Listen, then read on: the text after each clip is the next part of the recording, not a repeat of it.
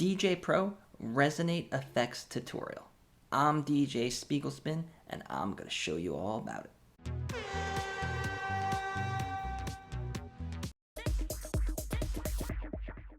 In this video series, I am going through all of the DJ Pro effects by effects packs and showing you each of these effects and how to use them in transitions, how to use them in build-ups, and how to use them with scratching so that you guys know what all these effects do. So today we're talking about the Resonate effects packs by Sugar Bytes. So if we look at the definition of resonate, it says to produce or be filled with a deep, full, reverberating sound. The example they give us is the sound of the siren resonated across the harbor. So that gives us a pretty good idea of what these effects are going to do in terms of manipulating the sounds of the tracks. So let's go back to DJ Pro. So this is one of the larger effects packs. It has 7 effects. So I'm going to go over them quickly so you know what each of them does. They're very similar, so I don't have to spend a lot of time on them. And the first one is Reverb, and we already went through that when I showed you the Reverb and Echo effects packs. So I'm just going to use the Reverb to show you the difference between Reverb and Beatverb. Beatverb is similar to Reverb, but a little bit different, so I will show you the difference. So over here, I'm going to just play the track, throw on a Reverb, and then I'm going to show you guys what it sounds like when you stop the track, the post fader effect, and then I'm going to show you what Beatverb sounds like. So here we go. This is Reverb, parameters,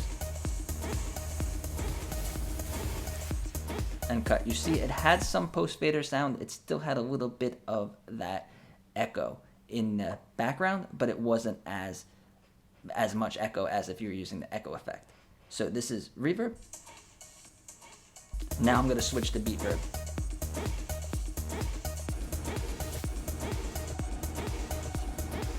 And the Beatverb has more of the resonating post fader sound, and it kind of goes more with the beat. Think of it as a reverb going with the beat. So I would use it on bouncy electronic EDM songs because it kind of pumps you up. So I'll show you another example. And as you go up with the parameters, it gets more distorted. And if you have the parameters up more, it has more of that post fader sound. So the difference between Beatverb and Reverb is, think of it, it goes with the beat more and it's more of a hype reverb. So now let's go to Gate Planner. This one's a little hard to explain, so I'm going to show you guys the post fader effect and show you what it sounds like on, what it sounds like off, and as we adjust the parameters.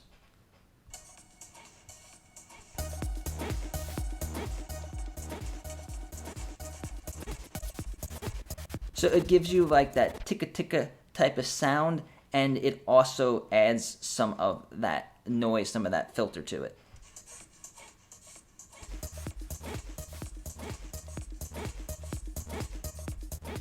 And there's not much post fader noise if you have the parameters all the way to the left. It kind of still has something more than if you have nothing on. That's nothing, and this is with Gate Planner. So that would be good to end the set. It would be good to do a transition, or even if you wanted to just add something subtle to your scratching. And now listen to as we adjust the parameters and then turn off the sound.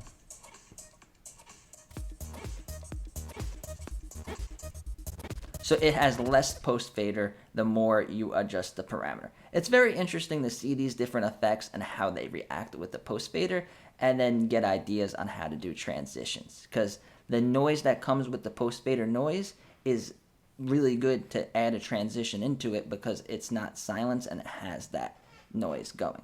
So let's do Gate Masher. So this is off. Adjusting the parameters.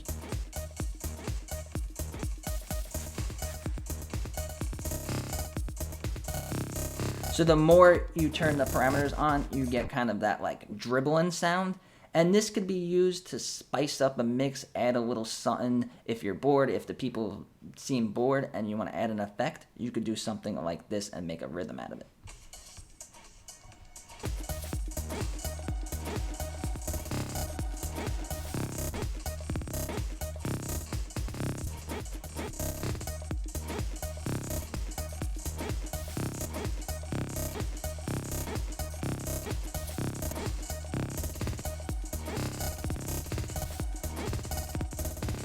So you can make rhythms with the parameters, and then let's see how it reacts with the post fader.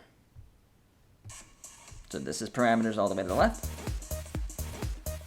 Very subtle, still something there, but very subtle. And I'm going to show you the difference between the gate planner and the gate masher. So this is gate planner.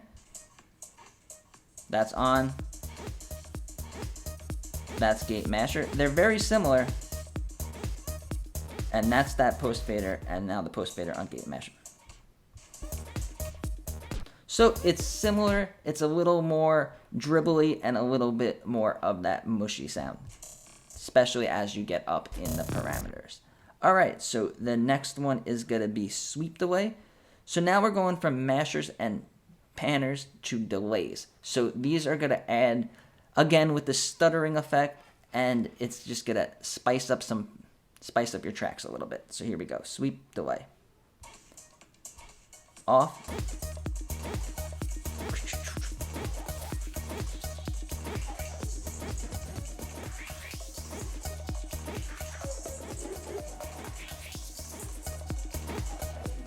And this one has a much longer post fader sound, and now let's hear it with the parameters up. So it has a much longer one. So I would do a transition with this one like this. So here we go.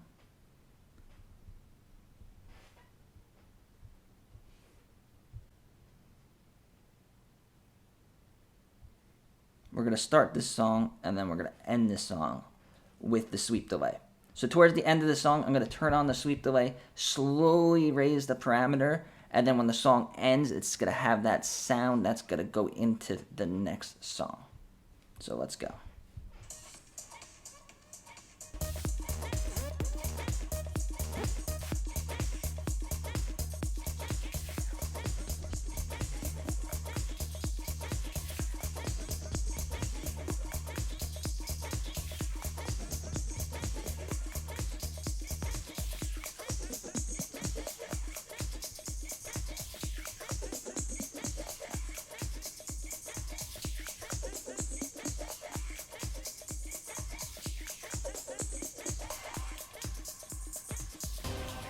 So there you go. It has that resonation sound coming, and it keeps the sound going, so you could blend it into the filter sounds of the next song.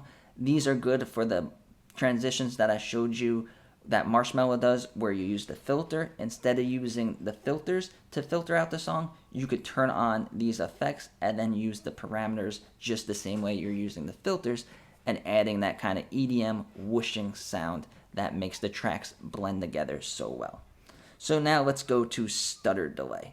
This one's really cool. So this is off.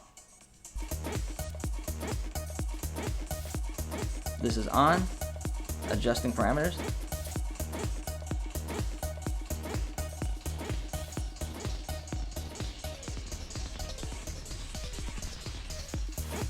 So it adds that delay, adds that glitchy effect, and also adds that noise in. And when we do post fader, not much post fader with the parameters down. What about with up?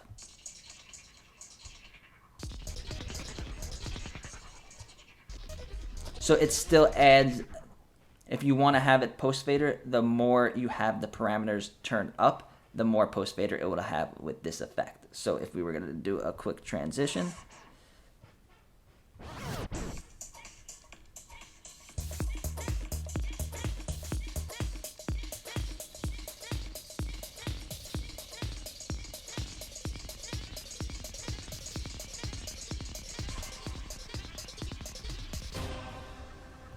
and it sounds great. So that's how you would use the stutter effect. Pretty similar to the sweep delay, but now let's check out the quack effect. This is one of my favorites. So this is off.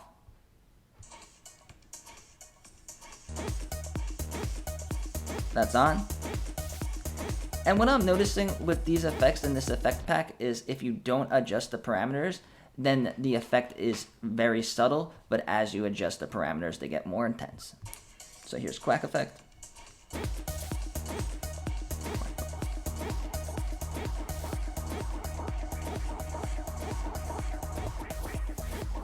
So it adds that quack sound. So this would be good the same way, doing these simple transitions, and then that just spice up and then to make a rhythm while the song's playing.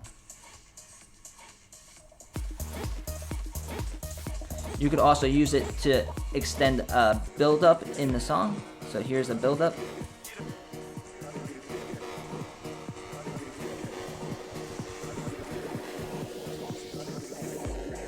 Just make sure when you're using any of these effects for the build-up that you turn the effect off before the drop starts so you don't ruin the drop. So if you guys have any questions about the Sugar Byte Resonate effects pack in DJ Pro, let me know. These ones I feel like not a lot of people use, and you might not use them in your everyday DJing, but if you want to add something different and then do your transitions a little bit different so that you don't get bored and your audience doesn't get bored, then try using these effects instead of the ones that you've been using all the time. So if you like learning in detail everything you could do with DJ Pro and the future of DJing with the iPad and all the new controllers for the iPad, subscribe to my channel. I make DJ videos every single day.